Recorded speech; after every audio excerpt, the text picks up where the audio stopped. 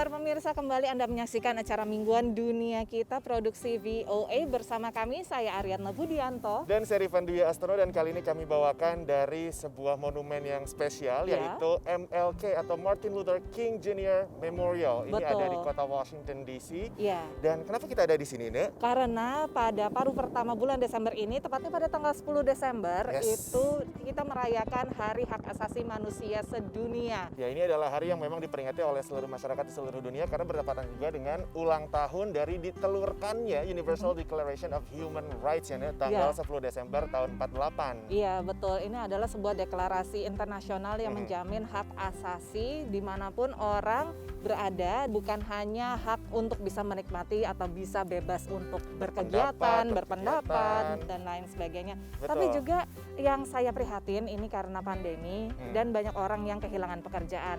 Bagaimana dengan hak untuk bisa hidup dengan nyaman, Rifan? Betul. Padahal sekarang sudah musim dingin nih, seperti yang Anda lihat, saya dan Rifan ini sebetulnya sudah sangat kedinginan, pemirsa. Bagaimana dengan orang-orang yang tidak bisa membayar listrik atau gas yang digunakan untuk menghangatkan rumah? Tapi untungnya ada sejumlah organisasi sosial yang tergerak untuk membantu. Mengambil sumbangan di Salvation Army atau yayasan amal lainnya di ibu kota, kini menjadi kegiatan rutin bagi ibu 3 anak ini.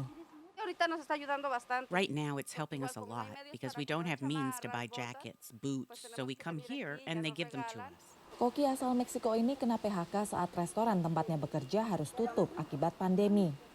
Erika bekerja sambilan membersihkan sampah di sebuah kantor, tapi upahnya tidak cukup untuk memenuhi kebutuhan.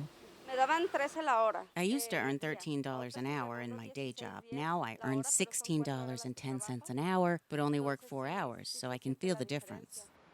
Menurut Salvation Army, dengan hampir 800.000 orang per minggu kehilangan pekerjaan, banyak komunitas harus berjuang.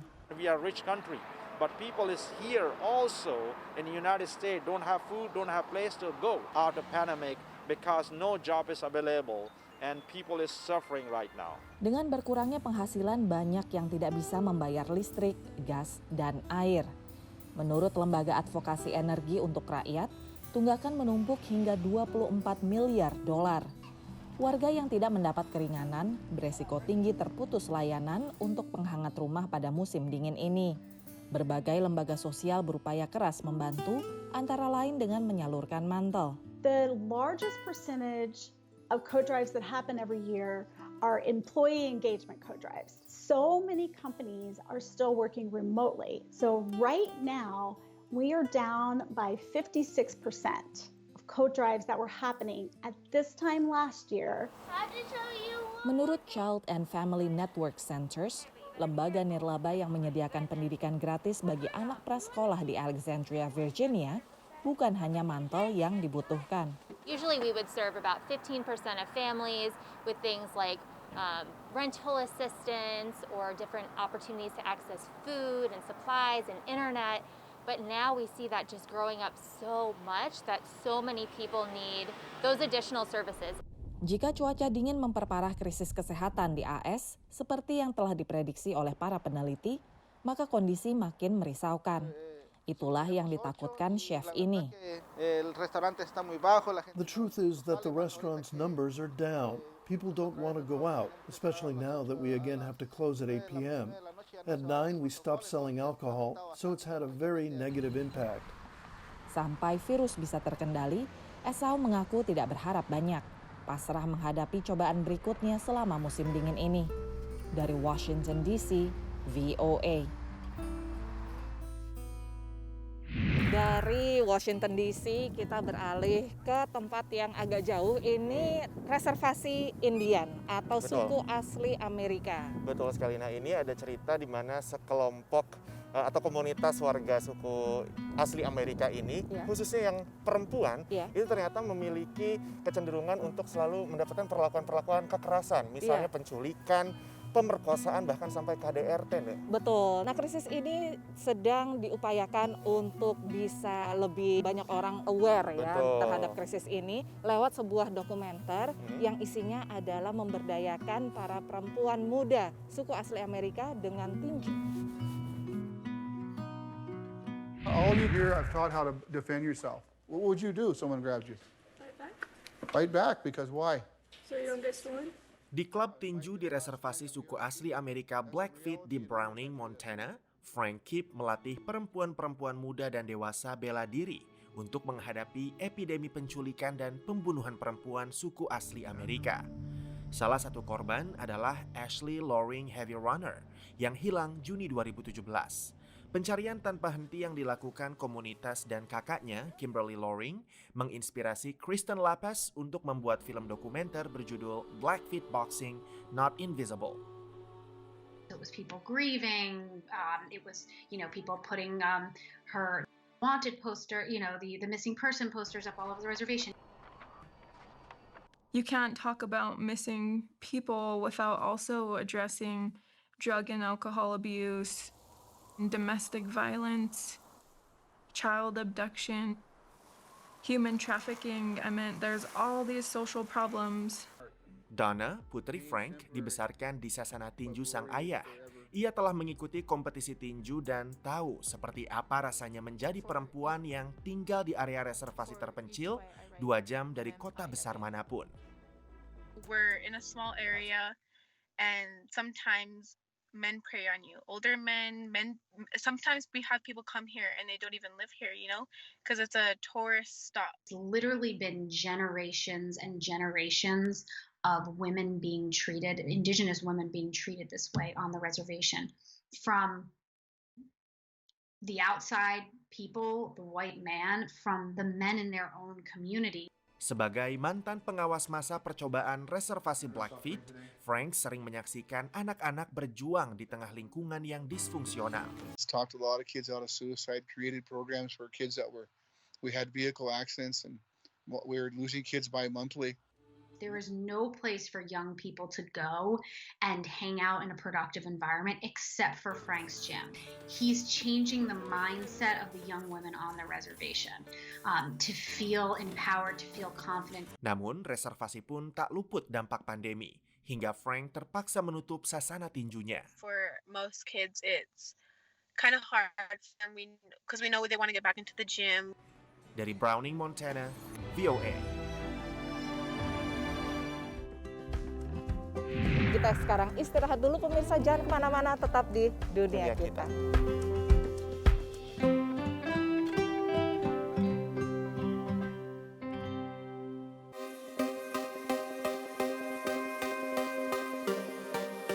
Pemirsa, kembali lagi dalam Dunia Kita, masih dari kota Washington DC, dan kali ini kita juga mau mengangkat satu cerita yang memang lokasi kejadiannya juga ada di Washington DC, ya, Nek? Betul, ini berkaitan dengan warga difabel. Kalau di Amerika Serikat itu mereka dijamin haknya untuk bisa mendapatkan kesempatan yang sama untuk mendapatkan pendidikan, akses dan lain sebagainya, terutama juga untuk mendapatkan pekerjaan. Betul. Tapi tetap warga difabel itu masih kurang atau underemployed di Amerika Serikat. Inilah yang ingin diubah fakta ini oleh seorang pebisnis yang juga memang adalah dari seorang komunitas tuli juga ya. Iya, yang tuli juga, dan ia ingin lebih banyak komunitas tuli ini yang bekerja di garis terdepan untuk melayani customer, pelanggan. Betul, ya.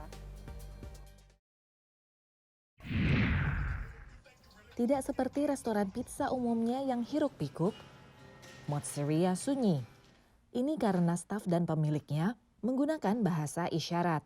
Tujuan utama Mozzeria adalah membuat pizza lezat dengan tungku kayu bakar untuk warga ibu kota, sekaligus membuka lapangan pekerjaan bagi komunitas tuli. It's an opportunity to a springboard for deaf people for different opportunities for themselves, to develop soft skills such as negotiation, leadership, conflict resolution. Those are all critical skills that you take with you regardless of where you go in life. Ryan juga punya pizzeria di San Francisco, California, dengan pegawai tunarungu yang telah memproduksi pizza selama 9 tahun. Di DC, selama pandemi, Mozzeria tetap sibuk dengan pesanan siap ambil atau antar. Mayoritas pelanggan adalah komunitas tunarungu dan mahasiswa serta staf Gallaudet University, perguruan tinggi untuk mahasiswa tuli atau dengan masalah pendengaran. It's out of this world. I can't even explain. For 4 or 5 years, I've worked without another deaf person. I've had to text other people on the phone, or if there was a staff meeting or something, I'd poke one of my fellow coworkers, and they'd write kind of what was being said. The deaf folks very often are unemployed and underemployed. We might get stuck in the back of the house washing dishes or doing prep. We never worked front of the line because there's never an opportunity, because restaurants think that we're unable to communicate with the customers. Dengan masker kini tampaknya lebih sulit untuk komunikasi. Tapi menurut Ryan, ada cara lain. And if you think about Italians in general, they're very animated. There's lots of gesturing. And our customers seem to enjoy it as they come in the door. Mozzarella mempekerjakan 11 pegawai, namun berencana akan menambah staf setelah pandemi berakhir dan bisa buka kembali dengan aman. Dari Washington DC, VOA. Selain dari warga difabel, tentunya juga warga minoritas yang memang mereka terimbas oleh pandemi lebih parah daripada misalnya warga kulit putih di Amerika Serikat. Yes, ini adalah kelompok warga kulit hitam Amerika yang para pebisnisnya ini banyak yang kemudian harus kehilangan banyak keuntungan, pendapatannya berkurang drastis.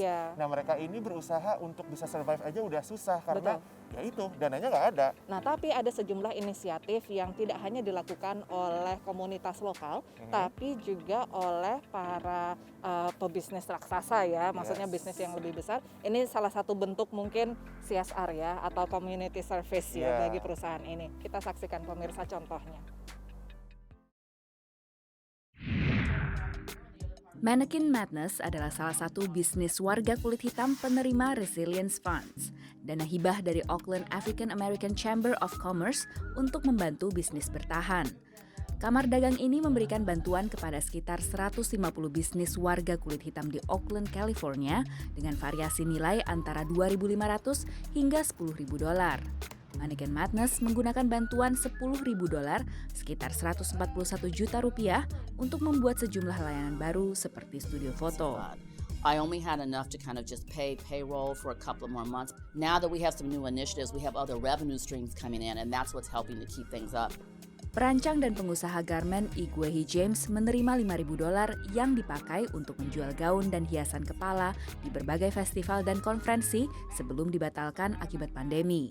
Kini ia merambah produk baru, masker.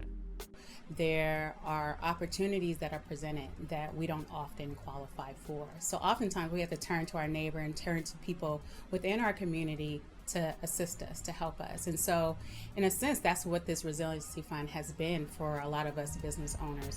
Menurut Kamar Dagang Amerika Afrika Auckland, ini bukan hanya membantu pengusaha dari dampak pandemi.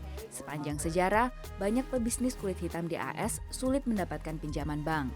Namun bantuan bukan hanya digagas organisasi lokal. Raksasa minuman ringan PepsiCo menyatakan komitmen memberi hibah senilai $10 juta kepada para pengusaha keturunan Afrika di bidang makanan dan minuman. Karen Sellers, pengusaha toko es krim Here's the Scoop di Washington DC, berharap mendapat bantuan itu. It would allow me to support, to be able to step back and really look at my business model to see where certain things could be added to, allow for the growth that is necessary to be able to sustain yourself even through the good time.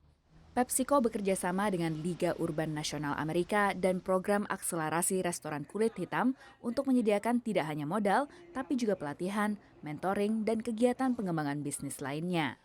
PepsiCo akan menerima aplikasi mulai Januari 2021 dengan tujuan membantu 500-an pengusaha kulit hitam di 12 kota selama 5 tahun. There are historical and structural inequalities that are in place in the restaurant business and more broadly with Black businesses in America. So those structural inequities and inequalities are really being revealed by the disproportionate impact or the impact of COVID, and that's what's having the disproportionate effect.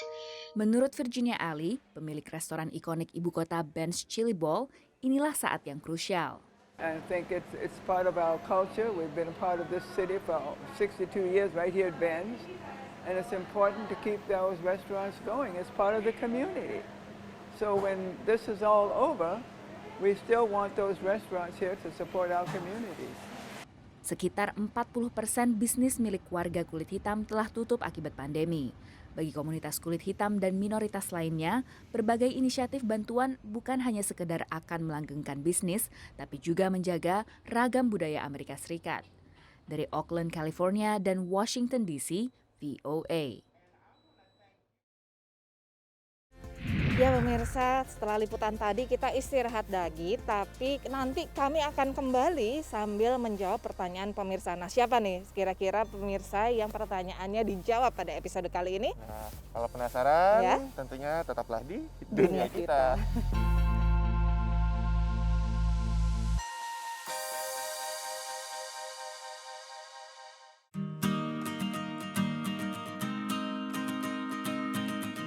Kembali dalam Dunia Kita, masih dari MLK atau Martin Luther King Jr. Memorial di Washington DC. Yes. Ini dingin banget ya Rifan ya.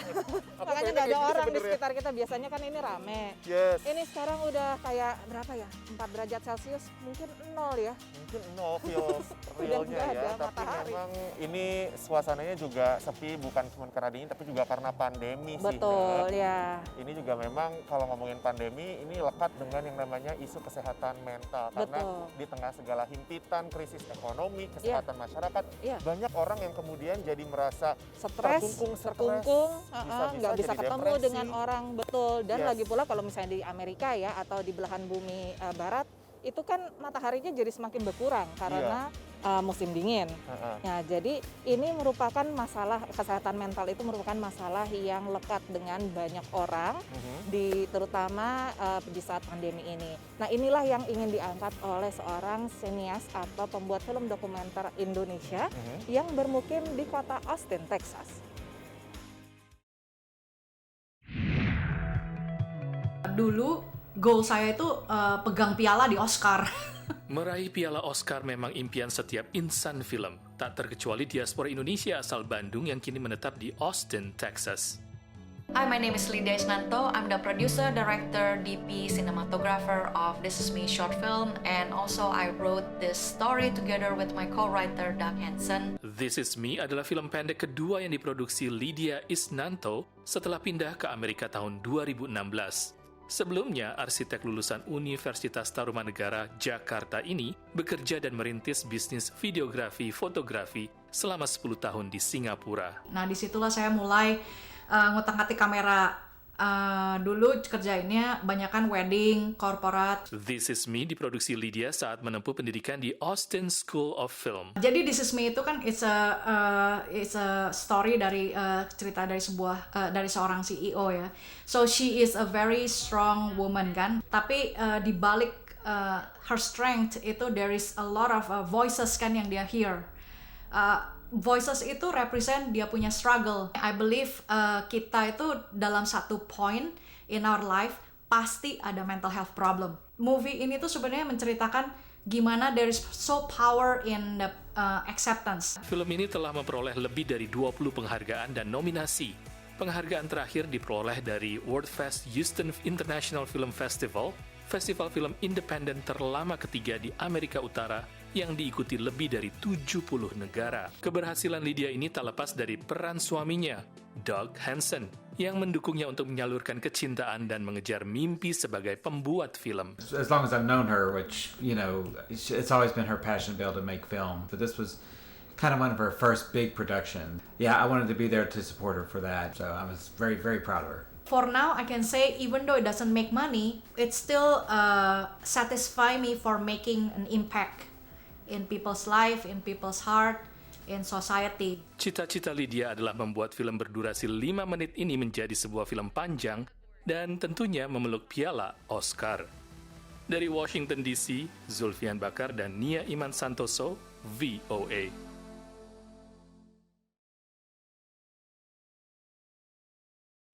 Nah, sekarang waktunya untuk menjawab pertanyaan dari pemirsa Dunia Kita. Kali ini dari siapa? Dari Restu Widi Wijayanti.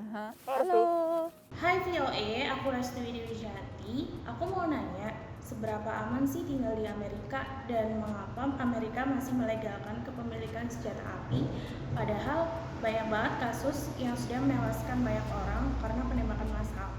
Terima kasih. Pertanyaannya menarik sekali. Ini tentang kepemilikan senjata api. Kalau di Amerika Serikat aman ya, aman nggak aman ya, gimana ya? Susah sih dijelasinnya, tapi yang jelas memang kepemilikan senjata api di Amerika Serikat itu dijamin oleh Konstitusi Amerika. Iya, Second Amendment. Iya, pokoknya kalau misalnya Anda melihat liputan gitu ya, orang-orang yang demo pro dan kontra kepemilikan senjata, itu mereka pada ngebahas Second Amendment ini. Betul, tapi memang di beberapa tahun terakhir, terutama dari tahun 2015, angka kepemilikan senjata api ini meningkat sih, pembeliannya. Karena sebetulnya sebelum-sebelumnya dari tahun 70-an sampai 2015, itu jumlah pembelian tuh menurun. Perlahan terus turun.